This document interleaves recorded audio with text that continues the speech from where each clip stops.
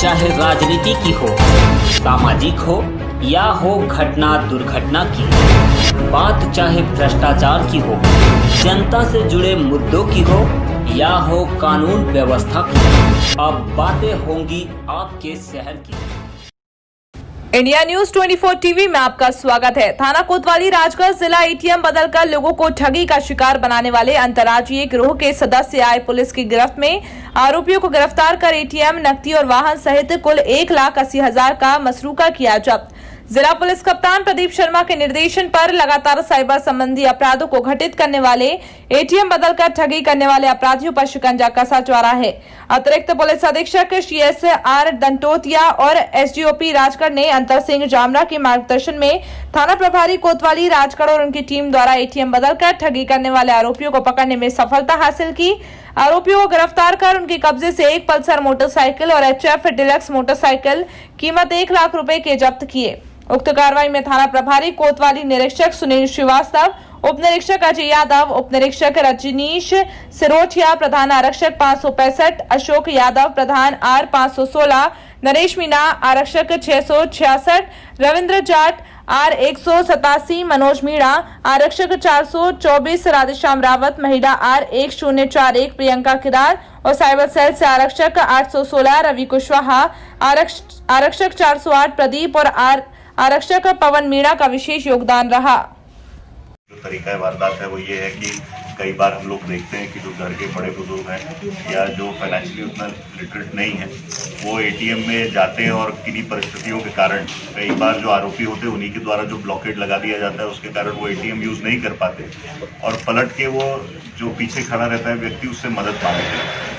इसी मदद का जो कैमोफ्लेज होता है, इसी में जो आरोपी होता है संबंधित व्यक्ति का एटीएम बदल लेता है और मदद के नाम पर उसका पिन या तो पूछ लेता है या देख लेता है और उसके बाद उस एटीएम को यूज़ करके उससे अलग अलग प्रकार से फाइनेंशियल ट्रांजैक्शंस करता है। इसी तरह का एक घटनाक्रम पिछले 23 नवंबर को राजगढ़ में हुआ, जहां यहाँ एक इंजीनियर है सुरभि पांडे, पिता दिनेश चंद्र पांडे। इन्होंने राजगढ़ बस स्टैंड से अपने एटीएम से पैसे निकालने का प्रयास किया।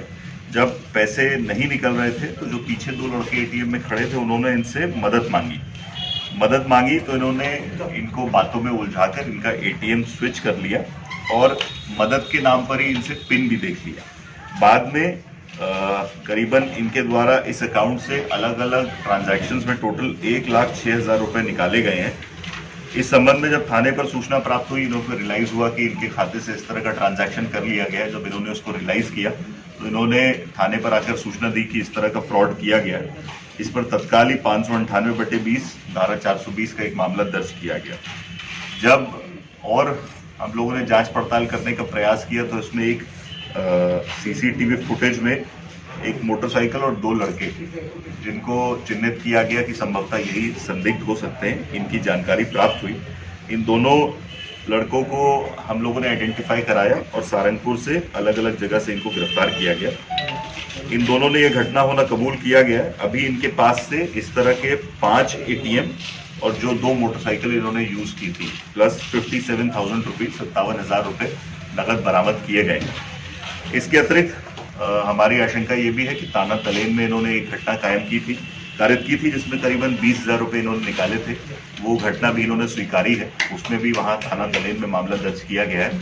अभी यहाँ से पूछताछ के बाद थाना तलेन में इनका प्रोडक्शन वारंट लगा के रिमांड लिया जाएगा, जिसके बाद वहाँ भी पूछताछ की जाएगी। अभी तक जो टोटल 5 एटीएम मिले हैं, इसके संबंध में भी हम संबंधित बैंकों से जानकारी प्राप्त कर रहे हैं।